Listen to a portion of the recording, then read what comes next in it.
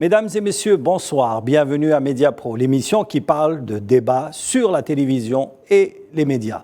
Ce soir, on ne va pas consacrer essentiellement notre discussion sur les médias, mais sur la culture. Quelle place a la culture dans les télévisions? Pour en discuter, bien sûr, mes deux compères, Reda Harirash. Bonsoir. Bienvenue, Reda. Et Faisal Matawi, qui est aussi très impliqué dans le Salon du Livre. Bien sûr, vous comprendrez que cette émission est consacrée un petit peu à la culture en raison de l'organisation du Salon international du livre à Alger, tout proche justement des studios de L24. C'est pourquoi nous avons décidé de consacrer cette émission pour comprendre quelle est la place réelle de la culture dans les télévisions et les médias. Avant de commencer le débat, je vous laisse voir ce sujet réalisé par Sofiane Baroudi sur la place de la culture dans les médias. Les différents médias internationaux accordent à la culture une importance particulière. Si le spectacle a la part belle, différents programmes sont consacrés au cinéma, à la littérature, au théâtre et au monde de l'édition. L'émission Bouillon de culture s'est fait connaître pour avoir fait entrer à la télé la critique littéraire en permettant à des écrivains de se confronter à leur lectorat. D'autres émissions par la suite étaient consacrées à différents domaines culturels, même si la musique reste largement le segment le plus visible sur le petit écran. En Algérie, le service public a toujours pris en charge la tâche de diffusion culturelle et d'éducation populaire par différents procédés. Plusieurs programmes radiophoniques et télévisuels sont dédiés à la production artistique, au 7e art, au 4e art et particulièrement à l'expression livresque. À ce propos, le Salon international du livre d'Algérie est l'occasion de donner plus de visibilité au monde littéraire et éditorial et de permettre aux écrivains d'aller à la rencontre de leur public et d'avoir plus de visibilité médiatique. Les médias de service public assument donc la responsabilité de faire le trait d'union entre les intellectuels et l'opinion publique. La télévision publique se veut être le pont de prédilection entre la sphère artistique, la production culturelle et les citoyens. La fonction capitale d'instruction et d'éducation publique doit passer aussi par un temps d'antenne dédié à la sphère de la production culturelle. En contrepartie, le secteur médiatique privé souffre d'une très grave carence dans le registre de la diffusion culturelle.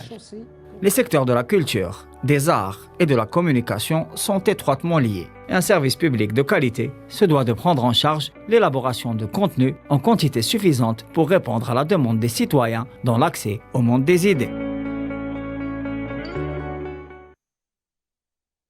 Donc voilà ce sujet sur le rôle ou la place de la culture dans les télévisions et les médias. Moi, je me souviens quand j'étais à la rubrique culturelle, la page culturelle était à la 21e page, presque la dernière. C'était un petit peu le parent pauvre d'un journal quotidien, hein.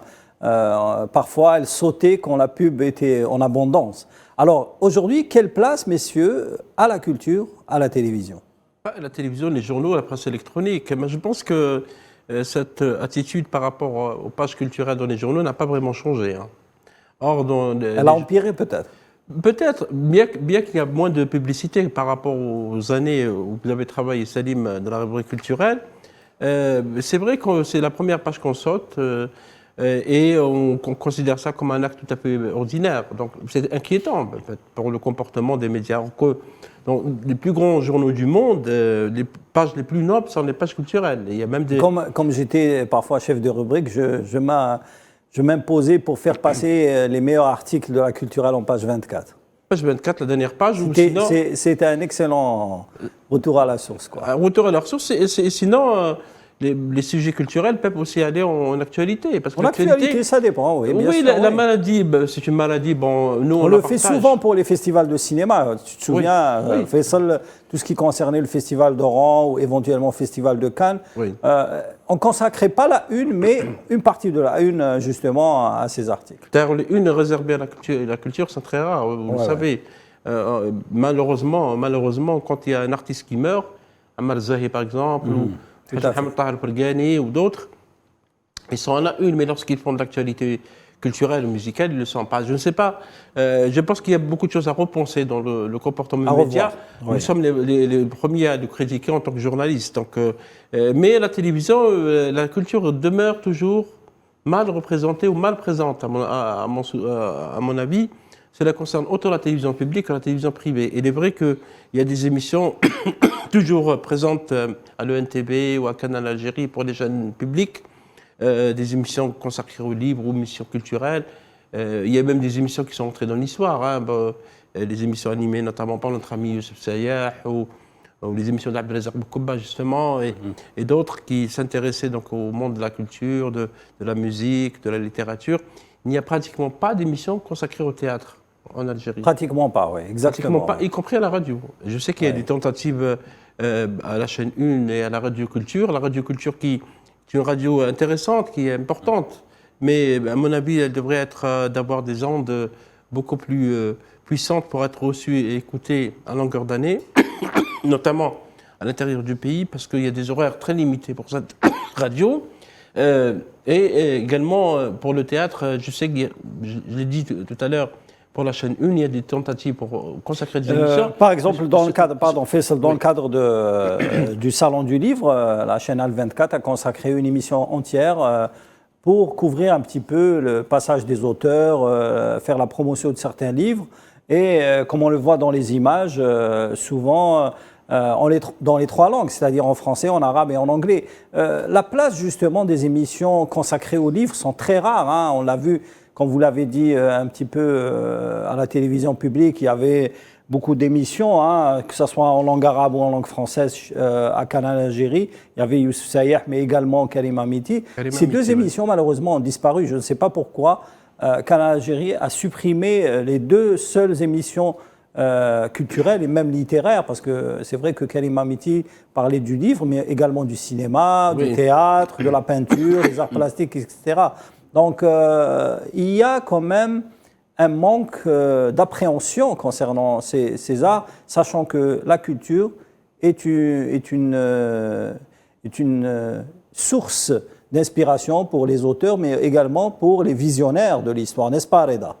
Oui, tout à fait. Ça n'a pas toujours été le cas, parce que si nous faisons une analyse diachronique, c'est-à-dire dans le temps, on se rend compte qu'il y a cela quelques décennies, aussi bien au niveau de la RTA que de ses prédécesseurs, l'ORTF, au cours des années 50 et 60, la culture était au cœur même des émissions. Parce que c'était d'abord des chaînes publiques, je dirais, une seule chaîne publique dans le cas de la France, par exemple, au cours des années 50, et la mission qui lui était dévolue, c'était de participer à l'éducation des masses et encourager aussi bien l'instruction que la culture d'une manière générale. Donc, je dirais que le profil aussi des personnes qui étaient en charge du monde de la culture, par exemple au niveau de la télévision, le profil a changé. Au cours des années 60, par exemple, dans un pays qui nous est proche comme la France ou même en Algérie, c'était les réalisateurs qui dominaient au niveau de la chaîne de télévision. Donc, ils avaient un côté beaucoup plus créatif, imaginatif, et ils allaient dans ce sens-là. À partir de 1975, il y a eu une évolution avec la création de 3 chaînes publiques, en France, TF1, Antenne 2 et France 3. Donc la notion de compétition commence à germer. Et cette compétition et la recherche de l'audimat va s'accélérer encore davantage en 1984 avec les premières chaînes privées. Et donc, c'est toute une nouvelle philosophie qui va se mettre en place. Le divertissement va petit à petit devenir le leitmotiv des dirigeants de ces chaînes de télévision. Oui. Pardon, Reda, moi je voudrais bien interpeller un petit peu le réalisateur pour qu'il nous montre les images qu'on a vues dans le VTR, les images des émissions de télévision françaises, notamment les images d'Apostrophe, de Bernard Pivot. Ces images-là ont construit un petit peu le paysage audiovisuel francophone et même français. Hein. Donc voilà. On voit Bernard Pivot qui avait accueilli des grandes plumes, mais aussi des grands talents. Hein. Là, on le voit avec Woody Allen, qui était une vedette à l'époque dans le cinéma. Il est toujours une vedette, hein, Woody Allen. Depuis quelques temps, non, mais bon, je pense, on voit également Ahmed Bidjaoui. C'est une ancienne gloire. C'est une ancienne gloire, voilà, j'aime bien le terme. Non, mais Pour revenir, parce qu'il n'y a pas que les émissions littéraires. On voit dans ce reportage les images d'Ahmed Bdjaoui qu'on salue. Ahmed Bdjaoui a animé un ciné-club dans les années 60, à la fin des années 80. Les années 80. Et ça a été un petit peu le rendez-vous pratiquement hebdomadaire des téléspectateurs. Hein. C'était chaque mardi soir, le ciné-club. Exactement, oui. Et d'ailleurs, je pense une émission qui s'est arrêtée en 89 et depuis... sans aucune explication, évidemment. Disons Ahmed Bdjaoui s'est arrêté parce qu'il est parti un petit peu enseigner à l'étranger et je pense que le changement à la télévision ne cadrait pas avec ses orientations. Hein. Donc c'est pour ça que je pense qu'Ahmed Bdjaoui, même plus tard, on l'a sollicité pour revenir à l'écran, il a refusé. Oui. Mais ça reste c'est Monsieur Cinéma, c'est lui qui a lancé le Ciné-Club.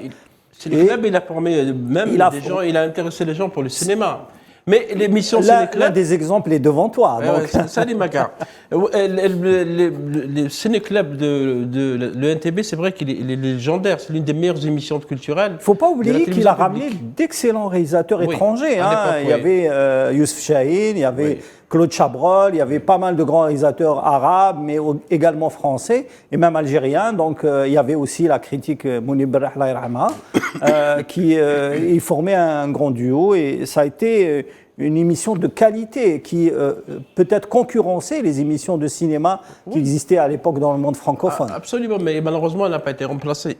Il n'y a pas eu de Ciné-Club à l'image. Tu peux boire un peu d'eau. Hein, oui, bien sûr, évidemment. Mais c'est vrai que le canal Algérie a notamment l'émission Ciné thématique d'Amir Nebej, qui est toujours diffusée, qui est une très bonne chose, parce qu'Amir Nebej essaie un peu de restituer cette gloire, cette ancienne gloire de la télévision algérienne, de susciter le débat. Il y a l'émission de notre ami Faisal Chibani aussi, qui est sur le... Tout à fait, sur la A3. Sur A3 aussi, qui invite aussi des réalisateurs, etc. On revient donc au débat sur le cinéma, mais ça reste que le cinéma et la musique dominent toujours les émissions télévisées. Bien pas les émissions littéraires. Les émissions, elles sont très rares. On ne parle pas des arts visuels, c'est-à-dire l'art pictural, toutes ces formes d'expression, la danse par exemple. Oui, tout à fait. Ces formes d'expression artistique, la céramique, tout ça n'a pas d'émission, ou n'a pas d'émission consacrée. Sinon, on s'intéresse à l'occasion des salons du livre, des manifestations et des festivals, et puis ça disparaît. Or, la culture a besoin de médias, la culture a besoin de télévision. La promotion d'un livre, c'est aussi le devoir des journalistes et des médias. La promotion d'un film, la même chose. Dans beaucoup de pays, en Amérique du Sud notamment, ou ailleurs, lorsqu'un film sort, il y a de la publicité dans les journaux aussi. Pour aller dans les salles, c'est vrai qu'on ne va pas ouvrir le débat sur les salles de cinéma qui restent souvent fermées en Algérie pour des raisons qui restent toujours inexpliquées. Mais je pense que la place de la culture reste quand même très très minime par rapport aux émissions sportives. Vous savez qu'il y a des plateaux de sport.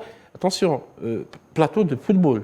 Parce que les émissions sportives, il n'y en a pas. Exclusivement football. Il faut le dire clairement aux amis téléspectateurs, il n'y a pas d'émission consacrée au handball, ou au basketball, ou au volleyball, ou au tennis. Sinon, on en parle dans les brèves. Et ça, ce n'est pas normal. Parce que je pense qu'il y a beaucoup de personnes qui s'intéressent à d'autres sports et ils ont besoin d'avoir des débats sur la télévision comme ceux qui aiment le foot. C'est vrai que le peuple du foot est nombreux et même majoritaire, mais aussi il faut s'intéresser aux autres sports. C'est la même chose pour la culture. Le théâtre qui n'a pas d'émission, les livres. Il y a beaucoup d'auteurs qui se plaignent de ne pas être invités dans les plateaux de télévision. Tout à fait, oui. À l'époque, je me rappelle que... Pardon, il y avait on invitait les auteurs dans les journaux télévisés. Oui. Dans les années 90. Sur la télévision publique exclusivement. Hein. Par exemple, sur TF1, ce n'était pas évident d'inviter un grand auteur, mais on peut inviter un acteur de cinéma, on peut inviter un réalisateur, mais rarement un écrivain qui soit l'invité principal du journal télévision. N'est-ce pas, Reda ? Parce qu'il y a une réflexion qui a été menée justement sur ces manques. Et à chaque fois, les producteurs ainsi que le monde des dirigeants au niveau des télévisions, ils se sont toujours rabattus sur les téléspectateurs en disant voilà, nous offrons ce que les téléspectateurs veulent. Alors qu'en fait, il aurait été plus judicieux de leur part de mener carrément une réflexion plus poussée et organiser une sorte d'assises, ou même plusieurs assises. Il y a eu des colloques qui ont été organisés dans ce sens-là pour essayer d'expliquer pourquoi ils n'avancent pas tellement, pourquoi il n'y a pas de propositions qui vont plus loin. Et eux, ils se contentent de dire, voilà, nous, c'est l'audimat, nous servons ce que les téléspectateurs veulent. Alors que certains chercheurs et même chercheurs universitaires se sont penchés sur la question de la culture et ont dégagé 2 pistes. La première piste sur laquelle ils ont réfléchi, c'est sur les moyens avec lesquels ils vont s'appuyer pour diffuser la culture. Et puis il y a une deuxième piste qui part du principe qui consiste à dire mais qu'est-ce que c'est que la culture ? Donc au niveau de la première question, il y a eu des réponses, mais pour la deuxième question, elle n'a pas été tellement travaillée. Qu'est-ce que la culture ? Si nous voulons éventuellement diffuser un maximum de culture, il faudrait pouvoir définir ce qu'est la culture. Ce n'est pas toujours évident d'un point de vue aussi bien qualitatif que quantitatif. Et en plus de ça, par exemple, il y a même des questions qui ont été posées à certains téléspectateurs et qui ont estimé qu'il fallait, il faut pouvoir rendre la culture accessible à un maximum de gens, y compris les masses, à travers notamment la vulgarisation de la culture. La culture ne doit pas rester l'apanage uniquement que d'une catégorie précise. Alors, justement, pour parler de la culture et surtout de la politique, c'est vrai qu'à partir de 1981, juste après l'élection de François Mitterrand, qui, il faut le dire, c'était un intellectuel, politique intellectuel, puisque c'est quelqu'un qui lisait beaucoup, il a encouragé la multiplication d'émissions littéraires, notamment sur le service public. C'est de là que Bernard Pivot avait un petit peu installé un petit peu sa puissance sur France Télévisions et il avait l'émission Apostrophe. Qui avait réuni le Gotha des intellectuels et des écrivains français de la place, mais également des écrivains étrangers. On se souvient, par exemple, Bernard Pivot avait invité Salman Rushdie en pleine polémique sur les versets sataniques. Et cette émission a eu une audience considérable parce que ça mélangeait la culture et la politique internationale. Parce que la télévision adore aussi inviter les écrivains lorsqu'ils font des polémiques. Exactement. C'était le cas pour Kamel Daoud notamment, pour Boualem Sansal. Il y a aussi, oui, Yasmina Khadra et les autres. C'est-à-dire qu'on n'invite pas. C'est un peu ce que je disais, Reda, c'est l'intérêt, ce que le téléspectateur veut. Comme si les sondages qui sont faits sur l'audimat étaient très proches de Par exemple, de la quand réalité. tu parlais des auteurs algériens, tu me tends un petit peu la perche. Oui. Il y a des auteurs algériens qui n'ont jamais été invités sur les télévisions françaises, à citer par exemple Rachid Mimouni ou d'autres auteurs connus sur la place, Anwar Ben Malek ou autres. On a préféré Kamel Daoud, Yasmina Khadra parce qu'il fait polémique avec ses livres et il devient aussi un auteur très très lu puisqu'il est lu dans pratiquement 35... il traduit beaucoup. Il traduit en 35 langues. Mais également, il y avait Nina Bouraoui, il y avait d'autres auteurs qui... Malika Moukaddam. Malika Moukaddam, il y a des auteurs qui sont talentueux, qui ne passent jamais sur les télévisions françaises. Parce que c'est des choix éditoriaux. C'est des choix éditoriaux, ça, parfois, ça obéit quand on a besoin... Même les auteurs marocains, Tarek Benjelloul et... la dernière auteure marocaine qui a eu Slimani, je crois. Oui, Leïla Slimani, oui. qui a été très sollicitée par les télévisions et les chaînes. Parce que ce qui intéresse certaines chaînes occidentales, ce n'est pas tant le contenu littéraire. Le c'est message la vision, littéraire, c'est le message, la profondeur politique. C'est le discours politique. Oui, discours politique. Si le discours est de parler de l'islamisme, il y a des auteurs tout à fait destinés pour le faire. C'est pour parler d'autres choses, des relations avec l'Iran, avec la Chine, avec le monde asiatique. Il y a toujours des auteurs qui viennent appuyer ce discours, qui sont peut-être d'accord, partagent des idées. Mais pour parler d'un contenu d'un livre, les auteurs arabophones algériens ne sont jamais invités dans... Jamais. Rachid Boujdara, par exemple, ou Tarot à l'époque. Beaucoup d'auteurs maintenant qui sont bien installés dans la littérature algérienne. Wassini El Araj, par exemple, il n'a jamais été invité à une émission en France. Mais si, récemment, mais France disons 24, oui. Sur France 24, parce que c'est une chaîne, disons, un petit peu internationale. Mais je parle des émissions qui sont qui sont installés un petit peu dans le paysage audiovisuel français, le PAF. Donc, est-ce qu'il y a un choix éditorial concernant les auteurs? Il y a des choix. Bon, on parle beaucoup de médias français, mais on peut parler des médias arabes, parce que je sais qu'il y a beaucoup de chaînes qui consacrent des émissions littéraires, maintenant, aux culturelles, de plus en plus, hein, comme Sky News. Ils ont une émission qui s'appelle Hadith al-Arab. Là, on a vu Yasmina Khadra, il y a aussi Qabil al-Niqash sur Dubai TV, il y a Ta'amounet sur Al Jazeera. Il y a maintenant un retour des chaînes d'information vers des débats littéraires, parce que on se rend compte que les émissions culturelles sont suivies malgré tout. Ils ont une audience. Ils ont une audience. Oui. Donc c'est pour ça que les chaînes télévisées, évidemment, on cherche toujours des vedettes, de la littérature, du cinéma, bien que les dramaturges n'ont pratiquement pas d'accès à l'antenne. Il y a des pays comme l'Égypte. C'est ce qui est étonnant, c'est qu'en Égypte, c'est l'un des pays qui produit le plus de livres, et surtout de romans. Oui. Riwaya, donc, et qui sont ils ont de grands auteurs. Ils n'ont pas d'émissions très célèbres en littérature, mis à part quelques programmes ici et là dans les grandes chaînes. Mais sur les chaînes privées, la littérature n'a pas toute sa place. La littérature égyptienne, hein. Riwaya al-Masriya, comme on dit. Oui, le Masriya, elle a accès à la shortlist de Booker, notamment Maquette al-Qahira. C'est le dernier roman qui est inscrit dans le shortlist. Booker, c'est un prix prestigieux dans la littérature arabe. L'information dans les chaînes égyptiennes, notamment Nil, parce que le groupe Nil, il a une Nil Culture. Oui, mais bon, quand je parle, Nil Culture est une fraction du groupe Nil. Hein, donc, les grandes chaînes comme... les grandes chaînes n'offrent pas... Comme CBC ou le Hayat ou les autres. Il n'y a pas beaucoup d'émissions. Sinon, ils sont traités sous un angle d'infotainment, l'information spectacle. Tout à fait. C'est-à-dire, quand on invite un auteur, on ne va pas s'intéresser à ses idées, à ses romans. On va survoler ce qu'il a fait, mais on s'intéresse à sa vie privée, à ses rapports avec les gens, qu'est-ce qu'il mange le ramadan, comment il s'habille, etc.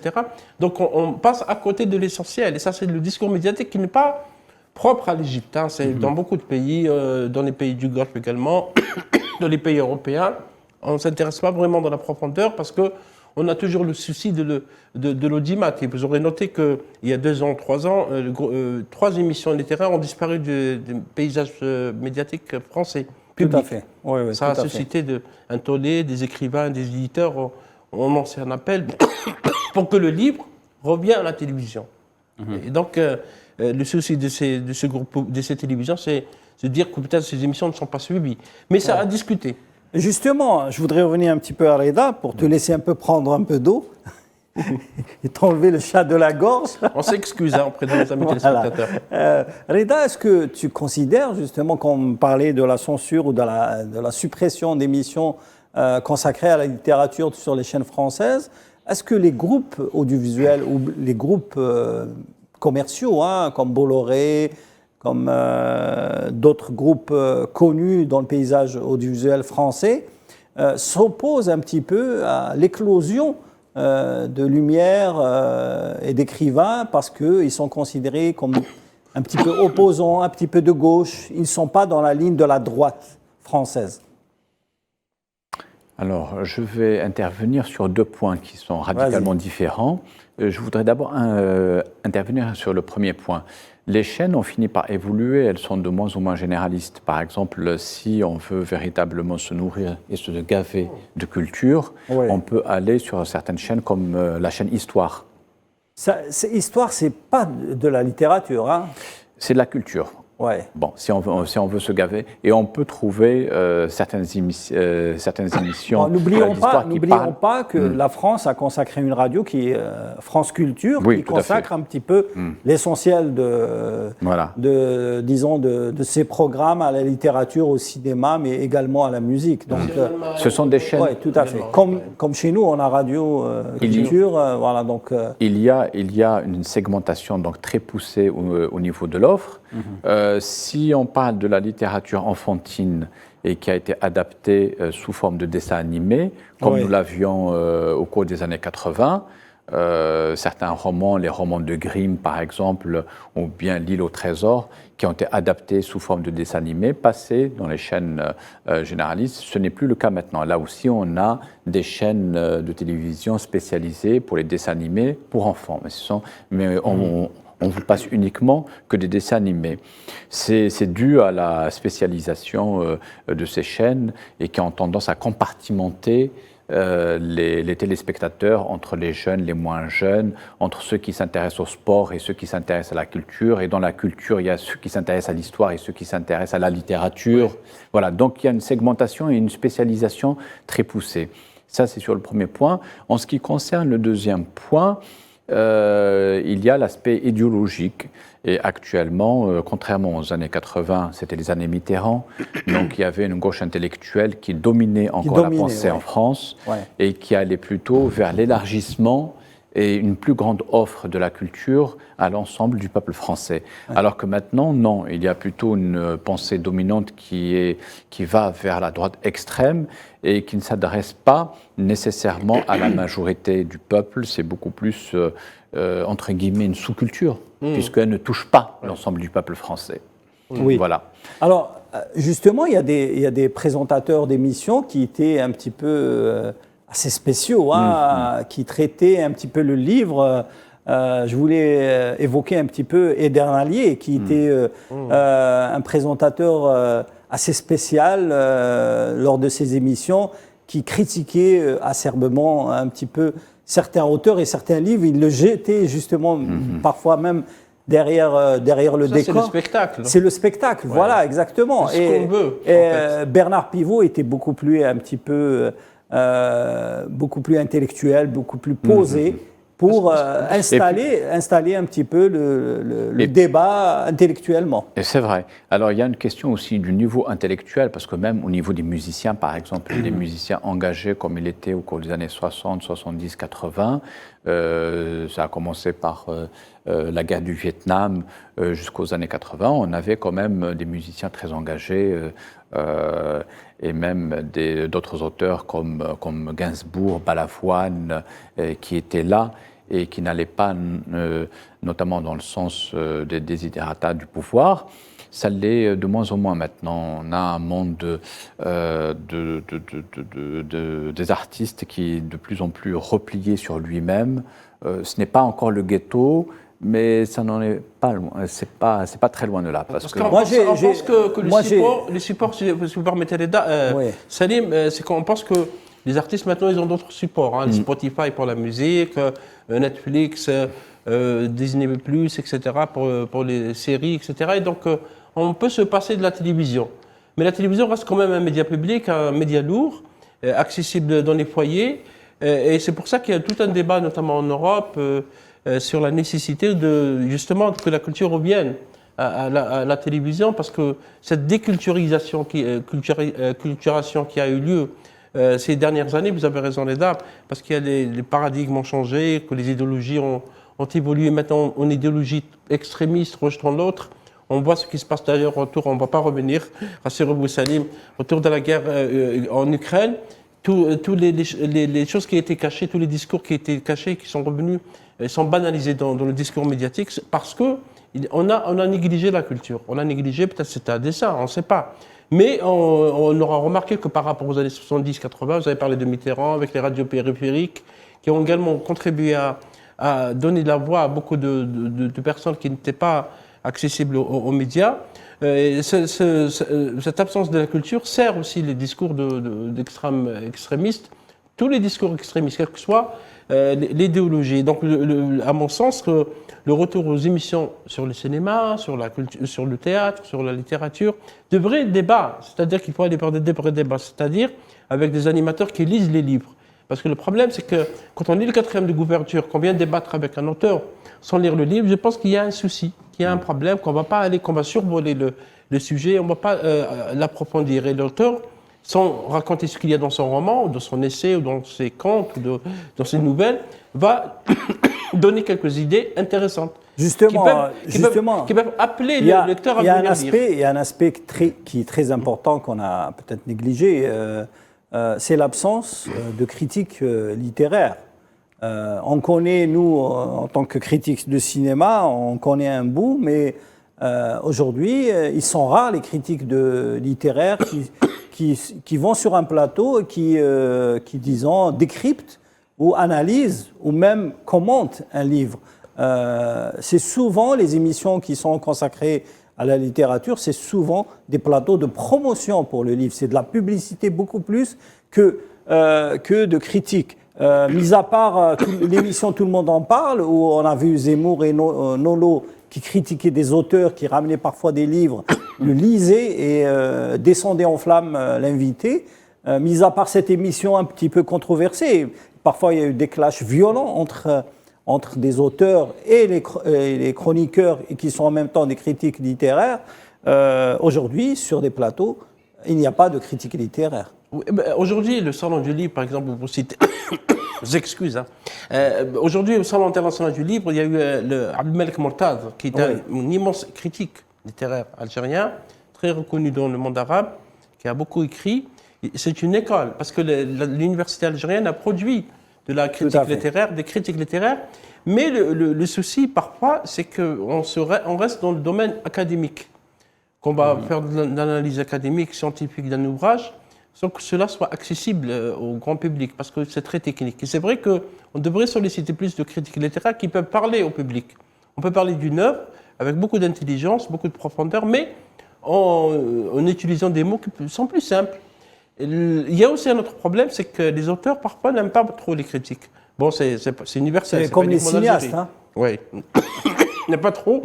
Ils pensent que les cinéastes... N'acceptent pas, plutôt. Ils n'acceptent pas, ils pensent que les critiques, c'est des cinéastes ratés. Bon, c'est leur point de vue.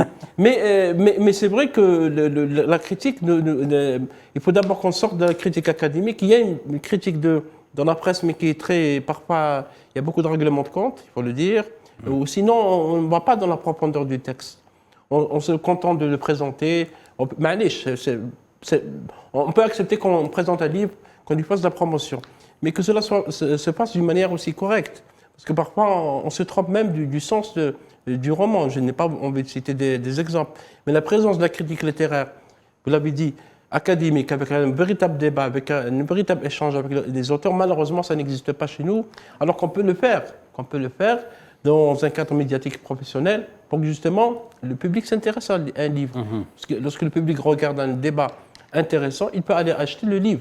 Parce que les médias sont là aussi pour promouvoir. La culture n'a pas besoin de demander de l'argent à la culture pour faire de la publicité commerciale. Parce que la culture, c'est un bien public soutenu par les États.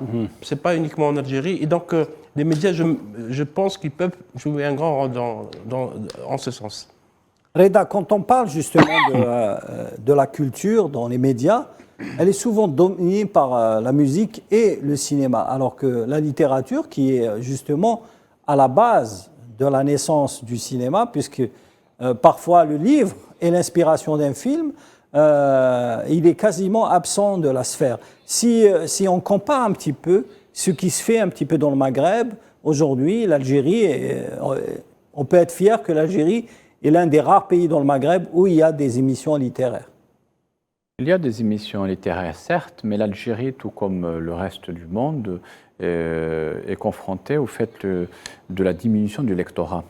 Disons qu'il y a un public qui lit de moins en moins les livres classiques et qui a davantage tendance à zapper sur Internet. Donc, il n'y a pas de véritable estimation pour savoir combien précisément en Algérie il y a de personnes qui lisent hebdomadairement ou bien mensuellement un livre, que ce soit en arabe ou en français. Donc, les télévisions sont confrontées déjà à ce défi et elles se voient obligées de créer éventuellement des passerelles pour pouvoir repérer et même trouver des techniques d'accroche culturelle, par exemple à travers l'organisation de jeux de culture générale qui allient aussi bien le divertissement que la culture. Donc ça, c'est une technique d'accroche Comme les chiffres et des chiffres et des lettres. Comme les chiffres et les lettres qui Question pour un chanteur. Voilà, d'intéresser le grand public. Mais il y a des techniques de présentation de livres qui sont utilisées par les médias. Par exemple, 1 minute pour livre, présentation d'un livre. Il y a une émission qui était animée par PPDA à un certain temps. tout à fait. Pierre Poivre d'abord. Effectivement, à la chaîne 3, je me rappelle à l'époque, il y avait d'excellentes chroniques dans les matinales, notamment celle de Aïcha Kassoul, de Chacha, de Rachida Mansour, et même de Karim Amiti, qui présentait pratiquement chaque matin un ouvrage. C'était une excellente idée. Bon, malheureusement, cette chronique littéraire a cessé d'exister, alors qu'elle peut exister, y compris dans les matinales de télévision. Par exemple, Al 24 News a une matinale. Ce serait bien là aussi d'avoir une chronique littéraire. C'est lancé, hein, on lance l'invitation aux gens de la matinale. Absolument. C'est vrai que c'est une bonne chose pour faire connaître un ouvrage. Oui, sur Télé Matin, sur France 2, il y avait chaque jour une présentation d'un livre et d'une belle manière. Hein, d'une belle manière, parfois absolument. de manière romancée. Pas de manière romancée, c'est d'intéresser le lecteur au livre. C'est une manière. Les télévisions, les films, il y a les trailers, ce qu'on appelle les trailers, c'est-à-dire des bandes annonces, bandes de lancement. On peut faire des bandes de lancement pour des livres. Intéresser le livre en utilisant les techniques des réseaux sociaux. Et d'ailleurs, il y a beaucoup de maisons d'édition maintenant. On était en train d'en parler tout à l'heure au Salon du Livre, des maisons d'édition, y compris des salons comme Francfort ou Sharika, qui utilisent le support des médias sociaux et audiovisuels, les techniques d'infographie pour intéresser le lecteur à un livre. Venez lire ce livre, voilà une belle phrase, ils font sortir une phrase, ils parlent un peu de l'auteur. Ça s'adresse aux jeunes surtout, pour les intéresser, pour venir à un livre. Je pense que le lectorat, je peux ne pas être d'accord avec Reda quelque part. C'est vrai qu'il y a eu une baisse des lectorats, mais on constate qu'il y a un retour. Un retour notamment des jeunes, parce qu'il y a beaucoup de jeunes Algériens maintenant qui écrivent des romans et qui se plaignent de ne pas être dans les plateaux de télévision. On en a discuté avec eux aujourd'hui, hier également, beaucoup de jeunes, parce qu'il y avait tout un débat avec eux. Ils disent, nous, on écrit des romans, quelle que soit la qualité du roman. Ben, évidemment, on peut toujours discuter de la qualité littéraire, intellectuelle, culturelle, mais c'est des gens qui, à mon sens, devraient être présents beaucoup plus dans les médias, parce qu'ils peuvent parler aussi, ils peuvent défendre leurs œuvres, défendre leurs idées, parce qu'on est arrivé à un constat, notamment à l'université algérienne, un constat que maintenant les jeunes ont trouvé dans le roman une manière de s'exprimer nouvellement, parce qu'il y a des jeunes qui ont vécu les années 90, qui étaient très enfants à l'époque. Tout ce qu'ils ont vécu, ils étaient en train de revenir sur la littérature. Il n'y a pas meilleur remède que la littérature, parce que la littérature vous permet de dire beaucoup de choses avec des mots bien choisis, et ça a permis aussi à la personne qui a subi des traumatismes de le dire, y compris aussi les contes et la nouvelle. Et donc cette nouvelle génération d'auteurs, parce qu'il y a une nouvelle génération, surtout en langue arabe, le Al Arabiya, a besoin d'être soutenue par les médias, parce que ça pourrait être les bookers de demain, ou les Katara, ou les Nobel, pourquoi pas. Pourquoi Faisal, toi qui connais bien un petit peu les auteurs et même certains médias, pourquoi par exemple les grands auteurs algériens ne passent pas sur les chaînes de télévision algériennes, notamment publiques, hein, notamment le NTV. Par exemple, Yasmina Khadra n'est jamais... il se plaint, oui. Il se plaint, n'a jamais été invité sur un plateau de télévision. Théoriquement, il n'y a pas de raison. Ahlam Moustranmi également. Donc, parfois, c'est les auteurs qui refusent, Salim. Est-ce que c'est voulu? Par exemple, a été invitée au Salon du Livre, le 25e, qui se déroule actuellement. Mais elle est venue à une édition. Oui, elle est venue. Elle est venue à une édition, je me souviens, il y a eu tout un monde fou pour l'accueillir. Elle a quand même beaucoup de fans. Hein, donc, mais il faut dire, je vais être franc, Salim, qu'il y a des auteurs algériens, sans citer de nom, qui préparent les salons de Sharika et de Paris, et de Francfort, et qui boycottent les salons algériens sans aucune excuse. Est-ce qu'ils boycottent les salons algériens? Ils boycottent les salons algériens. Boycotter un salon, c'est boycotter les lecteurs, à mon avis.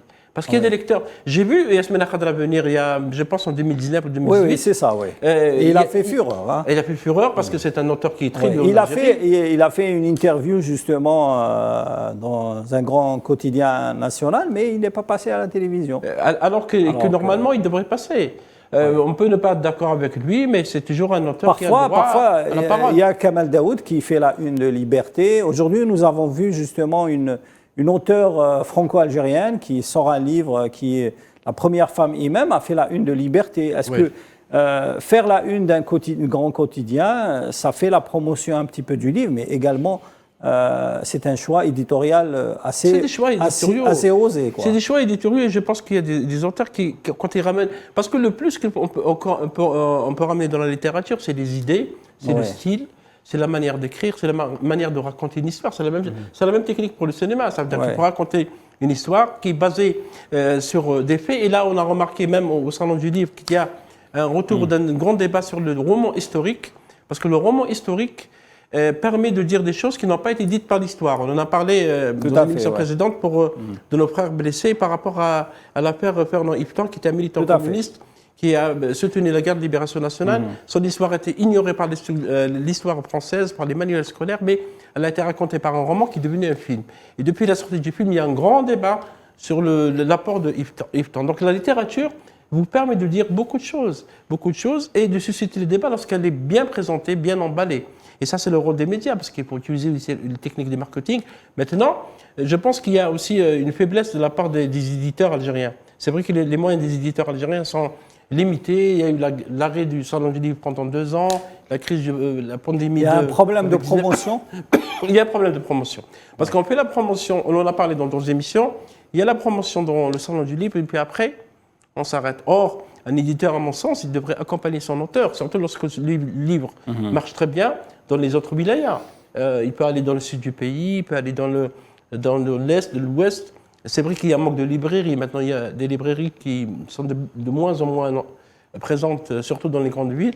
Mais un éditeur, à mon sens, doit accompagner son auteur pour promouvoir le livre, pour le faire distribuer. Bien sûr, on ne va pas ouvrir le débat sur la distribution du livre en Algérie, mais la promotion est nécessaire. D'abord, il faut avoir une page Facebook, un compte Instagram, être présent sur Twitter, avoir un site internet qui présente le catalogue. Est-ce que justement, moi je m'adresse un petit peu à Reda, est-ce qu'il y a un problème d'investissement dans la promotion de certains ouvrages, de certains romans? On le voit par exemple dans les magazines, pas littéraires, mais les grands magazines comme l'Express, Le Point, etc.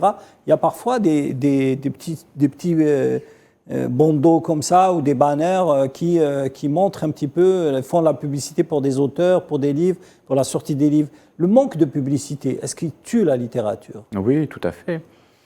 Parce que tout simplement, c'est quelque chose la littérature, c'est quelque chose de vivant, dont on a besoin de parler, je dirais presque tous les jours, de manière aussi à maintenir une mémoire vivante, quels que soient les sujets qui concernent cette discipline.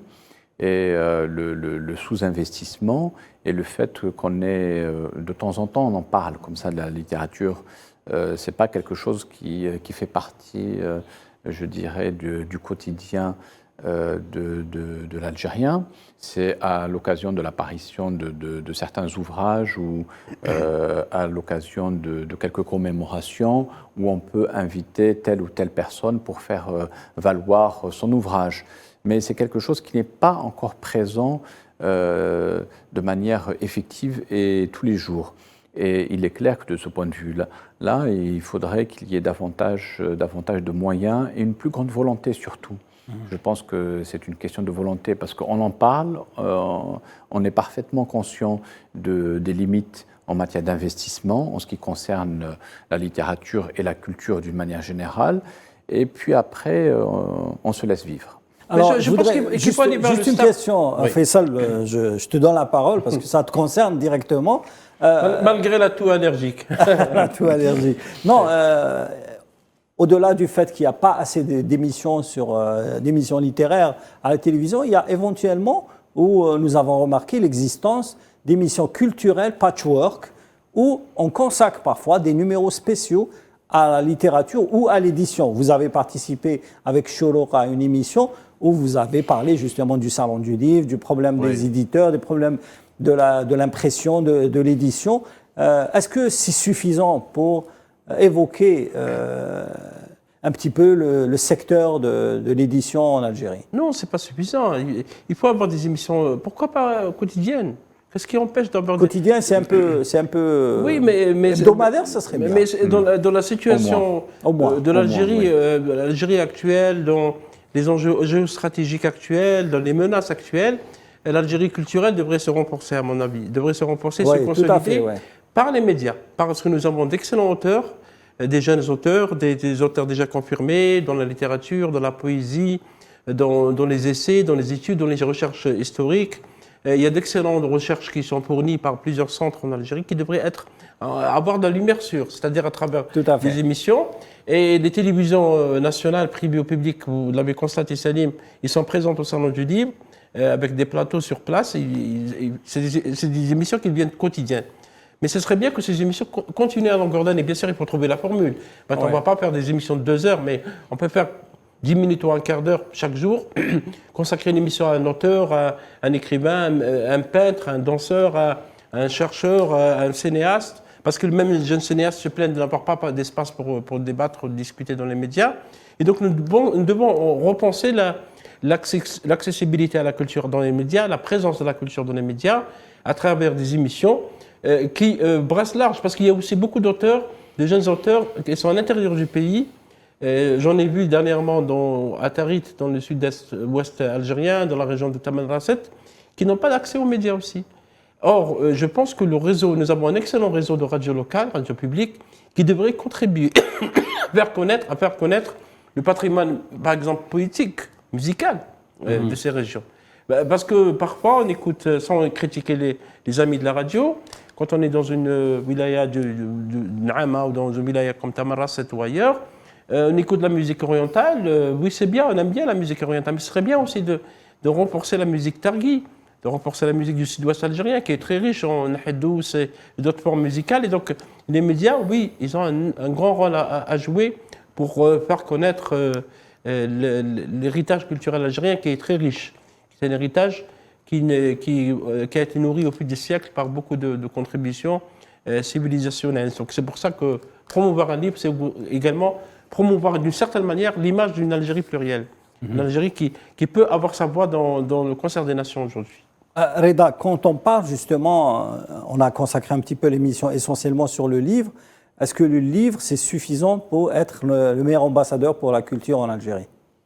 Le livre, c'est un premier pas, parce que c'est à partir du livre que s'est développé... Quel est le pourcentage de la force dans la réplique culturelle? 50%. 50% quand oui, même. 50%. Et le reste entre la musique et le cinéma? La musique, le cinéma, le sport aussi, les arts font partie des 50% qui restent. Mais le livre, c'est quand même le b.a.-ba. C'est par le livre que nous apprenons à lire, c'est par le livre que nous apprenons à comprendre, à analyser, à décrypter. Et donc, c'est à partir du livre que tout commence. Oui, le livre, à mon avis, le livre algérien devrait s'exporter plus. On en a parlé aussi durant les salons et les salons d'avant. Ça veut dire que l'État algérien pourrait trouver des facilités pour faciliter l'accès du livre algérien, prioritairement en Afrique. Parce que beaucoup d'éditeurs africains, ils sont ici au Salon du Livre, se plaignent de l'absence du livre algérien. Oui. Alors qu'il faut trouver maintenant il y a des bateaux qui partent, il y a même des routes qui ont été ouvertes vers la Mauritanie et bientôt vers Dakar. C'est une excellente chose. Ça, c'est un autre débat, l'exportation des livres. Ouais. Les livres algériens devraient être présents en langue française, en langue arabe, en langue tamazight, pourquoi pas, des langues nationales. En langue anglaise, parce qu'il y a aussi il y a aussi de l'intérêt en anglais, parce que j'ai même constaté ça aussi au Salon du Livre, pour parler de l'Algérie, parce qu'on ne peut pas parler de l'Algérie uniquement à travers le football. C'est bon, le football, de gagner, de se qualifier, Inch'Allah, pour la Coupe du Monde, pour l'équipe nationale. Lui souhaite tout le succès pour le coach Belmadi. Il fallait faire un crochet. Absolument. Et le livre, quand un livre se vend très bien dans un pays africain, et l'auteur est invité, c'est aussi l'Algérie qui parle d'une certaine manière. Je pense que c'est important d'aider le livre algérien à s'exporter. Oui, Reda, tu voulais dire quelque chose? Je pense notamment que nous pouvons lier le sport et la littérature, ne serait-ce qu'à travers les livres culinaires. L'Algérie a une grande cuisine et qui n'est pas connue dans les 4 coins du monde. Et ça serait bien de pouvoir élaborer des manuels ou des livres qui peuvent être exportés. Et s'il y a Coupe du Monde pour notre équipe nationale, pourquoi ne pas en profiter pour faire la promotion de la cuisine algérienne avec cette équipe qui va affronter de nouveaux défis contre d'autres équipes, ça serait... C'est pas normal aussi de manger des prix de steak dans les hôtels du sud de Exactement, tout à fait, oui. Il faut manger les plats locaux. Et Voilà. je souligne pour faire un peu de la publicité, allez, on peut le faire. Il y a un excellent livre qui est sorti aux éditions ANEP, sur justement, écrit par une chef connue, Madame Yasmina, qui a expliqué un peu l'origine des plats algériens. Et elle a même dit que la cuisine algérienne revient même à la préhistoire, même à l'Antiquité. Et certains plats existent toujours. Donc la nation algérienne n'est pas une nation qui est née en 1962, on ne répétera jamais assez. C'est une nation qui a eu son art, parce que la culture, la cuisine, c'est également de l'art culinaire. Et l'art culinaire véhicule aussi beaucoup de traditions, beaucoup d'héritage, beaucoup d'idées, une certaine civilisation aussi. Et je suis tout à fait d'accord avec ce que dit Reda, parce que nous devons aussi faire connaître, parce qu'on est happé aussi par les nouvelles tendances culinaires. Hein. La shawarma qui est partout, je n'ai aucun problème avec la shawarma. Le tacos. Et les tacos, etc., qui viennent du Mexique, qui viennent de la Turquie. Or, nous avons aussi d'excellents plats qui aussi peuvent être présents dans les grandes tables européennes. Pourquoi pas? Voilà, notre réalisateur qui diffuse des images de cuisine, qui un petit peu a suivi votre discours, hein, donc il s'associe un petit peu parce que vous savez, à vos déclarations. Salim, il y a un grand débat actuellement entre l'Espagne et la France sur la grande gastronomie. L'Espagne a apparemment déclassé la France en matière de gastronomie, bien sûr, notant que la cuisine, la gastronomie méditerranéenne, c'est toujours la meilleure. La cuisine algérienne, les plats algériens ont été nourris par les traditions africaines, nourris par les traditions qui viennent du Moyen-Orient, de la Turquie, de l'Espagne, de l'Andalousie. Donc c'est une cuisine très très variée qu'il faut protéger. Parce que maintenant, dans ce qu'on appelle le patrimoine immatériel ou matériel, on pense beaucoup à protéger les plats, parce qu'il y a l'UNESCO. De l'UNESCO. Et je n'ai pas envie d'entrer dans le débat qu'il y a actuellement entre Israël et le Liban et la Syrie sur le hummus et sur d'autres plats, parce qu'Israël revendique ces plats alors qu'ils sont d'origine syro-libanaise. C'est ce que j'appelle, vous êtes sorti du sujet. Absolument. Mais c'est lié, parce que la cuisine, c'est de l'art aussi, Salim. Je vous remercie, mes amis, pour cette bifurcation sur la gastronomie. J'ai cru comprendre aussi que vous êtes sorti un petit peu à la touche pour parler du football et l'éventuelle victoire de notre équipe nationale, Inch'Allah, ce mardi. Voilà, je vous remercie, messieurs, pour ce décryptage. Et je m'excuse aussi auprès de nos amis téléspectateurs pour la toux allergique. Ah non, c'est pas grave, c'est pas grave. Ça fait le charme de l'émission. Merci Faisal, merci Reda. Je vous donne rendez-vous la semaine prochaine avec un nouveau numéro. J'ai peur de rester encore sur la littérature. C'est un débat qui nous tient à cœur. Je pense qu'on va consacrer une autre place pour la littérature dans Mediapro dans nos prochaines éditions. N'hésitez pas à rester branchés sur Al24 News parce qu'il y a des émissions sur la littérature avec les plumes du Silla, avec nos 3 rédactions francophones, arabophones et anglophones pour parler ou donner une tribune aux auteurs qui sont présents ici au Salon du Livre International d'Alger. Voilà, je vous souhaite une bonne fin de soirée. Merci de rester fidèle à Al24 News. Bonsoir.